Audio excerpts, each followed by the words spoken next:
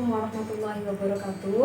Alhamdulillahirabbil alamin wa bihi nasta'inu ala umuri dunya waddin. Wassalatu wassalamu ala asrofil anbiya'i wal mursalin sayyidina wa maulana Muhammadin wa ala alihi wa sahbihi ajma'in, amma ba'd. Selamat pagi anak-anak. Apa kabar semuanya? Semoga kita selalu dalam lindungan Allah Subhanahu wa taala dan diberi kesehatan agar kita bisa melanjutkan pembelajaran kita pada hari ini. Nah, Ibu sudah mengirim link absen di Classroom. Sebelum kita absen dan memulai pembelajaran, marilah kita berdoa bersama-sama. Berdoa mulai. Ya, selesai berdoa, kita langsung masuk ke pembelajaran kita pada hari ini. Tapi sebelumnya Ibu sedikit mengulas di materi sebelumnya. Kita sudah membahas tentang taharah, sholat 5 waktu, dan sholat berjamaah. Nah, sekarang kita masuk pada bab selanjutnya, yaitu zikir dan doa.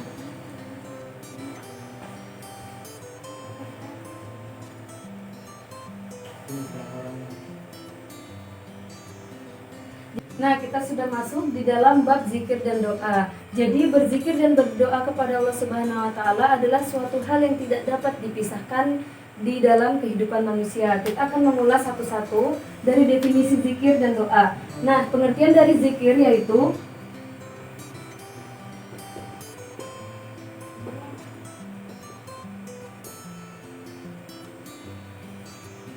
zikir yaitu mengingat Allah Subhanahu wa taala baik dalam ucapan, perkataan atau di dalam hati untuk mendekatkan diri kita kepada Allah Subhanahu wa taala, seperti itu.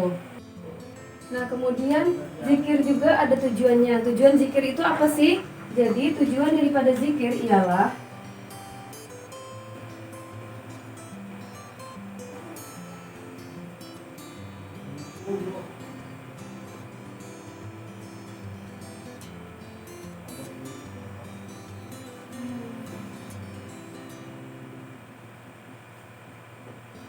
Nah, tujuan dari zikir yaitu mendekatkan diri kepada Allah Subhanahu wa taala dengan kita membaca kalimat thayyibah seperti tasbih, tahmid dan tahlil. Nah, kemudian dari zikir ini juga memiliki manfaatnya. Jadi manfaat zikir yaitu dapat menenangkan hati, dapat melembutkan hati. Kemudian ketika kita berzikir, kita juga tidak mudah emosi dan kita tidak sering marah-marah. Terus akan senantiasa kita ikhlas, yakni mencari keridhaan Allah Subhanahu wa taala, seperti itu. Jadi Ibu sarankan kita sering-seringlah berzikir kepada Allah, mendekatkan diri kita, berserah diri kepada Allah Subhanahu wa taala. Karena Allah Subhanahu wa taala sendiri mengingat kepada orang-orang yang selalu berzikir kepadanya. Nah, kemudian kita masuk kepada pembahasan kedua, yaitu doa. Nah, jadi doa adalah di sini ya. Doa yaitu meminta atau memohon kepada Allah Subhanahu wa taala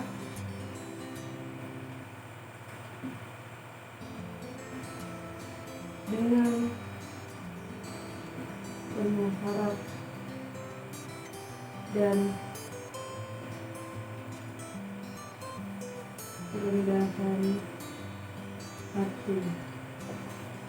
Nah, jadi doa yaitu meminta atau memohon kepada Allah Subhanahu wa taala dengan penuh harap dan kerendahan hati. Biasanya berdoa ini kita lakukan setelah selesai sholat. Kapanpun kita dapat melakukan doa tersebut untuk meminta sesuatu kepada Allah Subhanahu wa taala. Nah, kemudian kita masuk pada pembahasan tata cara. Jadi zikir dan doa juga memiliki tata cara. Tata caranya apa sih? Jadi zikir dan doa itu bisa dilakukan di mana saja dan kapan saja, kecuali kita berada di toilet atau di tempat-tempat yang tidak sesuai dengan kesucian Allah Subhanahu wa taala. Kemudian zikir juga bisa dilakukan dengan 3 hal, yaitu dengan lisan,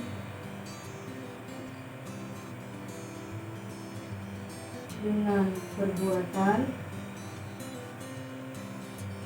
kemudian dengan hati. Nah, jadi zikir dilakukan dengan lisan, yaitu dengan menyebutkan seperti kita membaca kalimat thayyibah yang tadi, tasbih, tahmid, tahlil, kemudian istighfar, seperti itu. Dan masih banyak lagi yang bisa dilakukan dengan lisan atau dengan cara menyebutkan. Kemudian zikir dengan perbuatan, yaitu kita melakukan seperti kita puasa, sholat, kemudian kita menuntut ilmu. Nah, menuntut ilmu juga termasuk zikir kepada Allah Subhanahu wa taala. Nah, kemudian ada juga cara zikir dengan hati. Jadi cara zikir dengan hati ini seperti apa sih? Cara zikir dengan hati yaitu memikirkan semua ciptaan Allah Subhanahu wa taala. Nah, dengan seperti itu kita bakal timbul pikiran bahwasanya Allah Subhanahu wa taala lah satu-satunya zat yang maha kuasa, dan Allah lah yang menciptakan semua dari alam semesta ini. Nah, itu tadi tata cara dari berzikir, yaitu ada 3. Nah, kemudian kita masuk ke tata cara berdoa. Jadi berdoa juga sama seperti berzikir, kita bisa melakukan di mana saja dan kapan saja. Tapi di dalam berdoa kita tidak boleh meminta kepada Allah Subhanahu wa taala di luar nalar kita atau di luar dari batas kemampuan kita. Contohnya, kita minta kepada Allah kita bisa terbang seperti burung, itu tidak bisa. Karena sudah ada tupoksi masing-masing dari ciptaan Allah Subhanahu wa taala. Nah, kemudian tata cara dari berdoa itu seperti yang biasa kita lakukan, membaca bismillah pastinya yang pertama, kemudian kita membaca hamdalah dan membaca sholawat Nabi. Jadi hadis pernah mengatakan bahwasanya Umar bin Khattab pernah berkata, terhentilah doamu di antara langit dan bumi dan tidak dapat ada yang menaikkannya sehingga kamu bisa bersolawat kepada Nabi Muhammad SAW. Jadi ketika kita berdoa, sebelum berdoa hendaknya kita dimulai dengan membaca basmalah, hamdalah, kemudian sholawat kepada Nabi Muhammad. Nah, kemudian tata cara berdoa yang kedua yaitu mengangkat kedua tangan seperti ini. Terus berdoa, apa saja yang kita minta kepada Allah diucapkanlah di dalam doa tersebut. Kemudian mengusapkan kedua tangan kita ke wajah kita setelah usai kita berdoa kepada Allah. Dan tata cara berdoa yang ketiga yaitu berbaik sangkalah kepada Allah Subhanahu wa taala. Nah, kemudian tata cara berdoa yang keempat yaitu menyebutkan nama-nama Allah Subhanahu wa taala yang termasuk di dalam Asmaul Husna seperti Ya Rahman, Ya Rahim dan sebagainya. Nah, banyak juga hadis-hadis yang menjelaskan tentang keutamaan dari berzikir. Salah satunya yaitu Abu Hurairah radhiyallahu anhu pernah berkata, barang siapa yang setelah sholat kemudian ia membaca tasbih 33 kali, tahmid 33 kali, dan takbir 33 kali, yakni bacaan subhanallah, walhamdulillah, dan Allahu Akbar, sehingga berjumlah 99 kali. Dan ia menggenapkan 100 kali dengan membaca La ilaha illallah wahdahu la syarikalah, lahul mulku wa lahul hamdu, wa huwa ala kulli syai'in qadir. Maka diampunilah dan dihapuslah dosa-dosanya, walaupun dosa ia sebanyak seperti buih di lautan. Hadis riwayat Muslim. Nah, ada juga hadis yang mengatakan ketika kita selesai sholat, kita dianjurkan untuk membaca ayat kursi. Pasti kalian sudah hafal kan bacaan dari ayat kursi. Nah, untuk orang-orang yang membaca ayat kursi setelah selesai sholat, bahwasanya orang itu akan mendapat perlindungan dari Allah Subhanahu wa taala hingga sholat fardu yang berikutnya, seperti itu. Dan masih banyak hadis-hadis yang lain yang menjelaskan tentang keutamaan zikir dan doa tersebut. Mungkin pembelajaran kita pada hari ini Ibu cukupkan sampai di sini. Apa ada yang ingin ditanyakan? Jika ada yang tidak dimengerti, bisa ditanyakan lewat kolom komentar di Classroom. Ya, sekian pembelajaran kita hari ini. Sedikit Ibu simpulkan untuk pelajaran kita mengenai zikir dan doa. Jadi zikir yaitu mengingat Allah Subhanahu wa taala, dan doa yaitu memohon atau meminta sesuatu kepada Allah Subhanahu wa taala.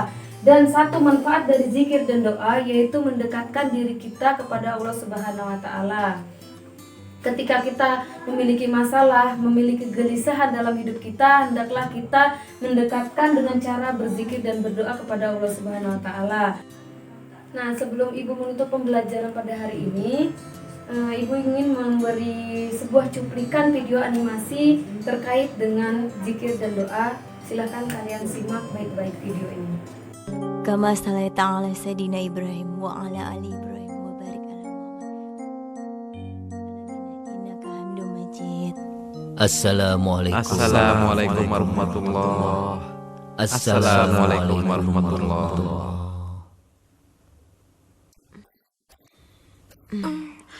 Nah, Aisyah, lebih baik kau duduk dulu sebelum berdoa sejenak. Iya, Bu.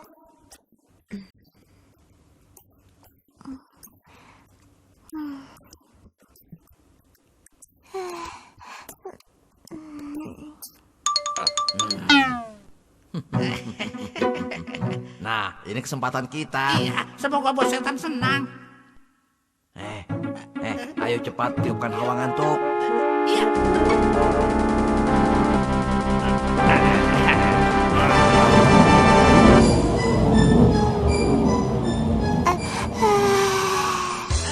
Nampaknya akan berhasil. Ayo teruskan niupnya. Ayo.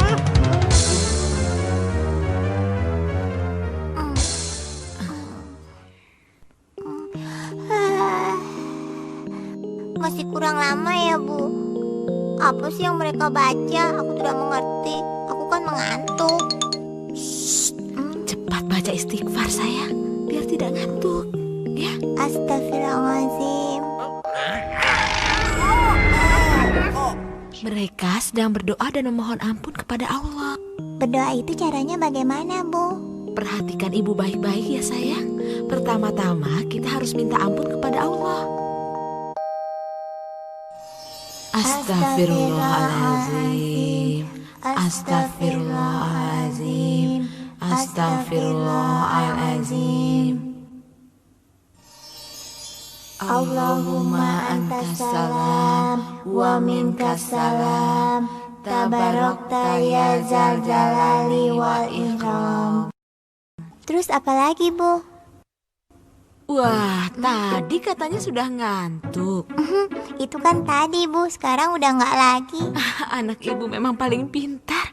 Berikutnya kita harus membaca subhanallah sebanyak 33 kali. Lalu setelah itu membaca hamdalah, alhamdulillah sebanyak 33 kali. Dilanjutkan dengan membaca Allahu Akbar sebanyak 33 kali. Dan setelah itu menyampaikan doamu meminta sesuatu kepada Allah. Enaknya minta apa, Bu? Terserah Aisyah.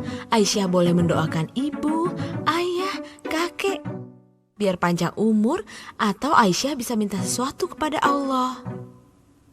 Baiklah kalau begitu. Allahumma firli wali walidayya warhamhuma kama rabbayani shaghira.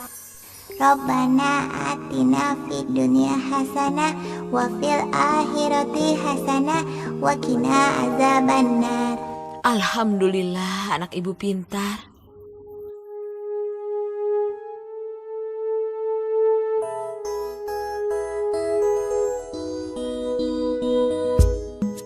Ayo anak-anak, cepat pakai sepatu kalian. Iya, Om. Ayo cepat. Sudah, Oh, Ayah. ya. Tolong sampaikan salam untuk anak-anak yang selalu menemani anak kami. Mbak Yu, main-main ke rumah ya? Iya, nanti. Ayah, aku sudah siap. Iya, Ayo cepat ya, kita berangkat. baiklah. Ayo cepat pamit pada kakek. Kakek, Tony pamit dulu. Amin juga ya, Kek. Aisyah juga. Baiklah, kami pulang dulu. Assalamualaikum. Assalamualaikum. Waalaikumsalam. Ayah, tunggu dulu. Kakek ada hadiah untuk kalian. Tunggu ya. Kakek khusus membelikan peci ini untukmu agar kau selalu sholat dan tidak menjadi teman setan lagi. Dan untuk Amin mana, Kek? Kalau liburan, kesini lagi ya. Iya, Kek. Nanti kalau liburan kami kesini lagi. Kami duluan ya, Mas. Iya, silakan. Assalamualaikum. Waalaikumsalam. Terima kasih. Nah, ini taksi kita. Ayo naik. Iya, iya. Semoga mereka selamat sampai di rumah. Kenapa ya kita selalu gagal menggoda mereka? Lebih baik kita cari bangsa yang lain saja, yuk. Ayo. Nah, itu tadi sedikit video mengenai zikir dan doa. Banyak sekali pelajaran yang dapat kita ambil dari video tersebut. Nah, semoga kita juga senantiasa selalu mendekatkan diri kepada Allah Subhanahu wa taala, selalu berzikir dan berdoa sehingga kita bisa mendapatkan hikmah dari Allah Subhanahu wa taala. Sekian pembelajaran kita pada hari ini. Marilah kita berdoa untuk menutup pelajaran kita pada hari ini. Berdoa kafaratul majelis. Berdoa mulai. Selesai. Nah, mungkin sampai di sini dulu pembelajaran kita pada hari ini. Semoga kita tergolong orang-orang yang selalu dekat kepada Allah Subhanahu wa taala dan selalu diampuni dosa-dosa kita. Jika Ibu ada salah kata dan ucapan serta perbuatan, Ibu mohon maaf. Wallahul muwaffiq ila aqwamit thoriq. Wassalamualaikum warahmatullahi wabarakatuh.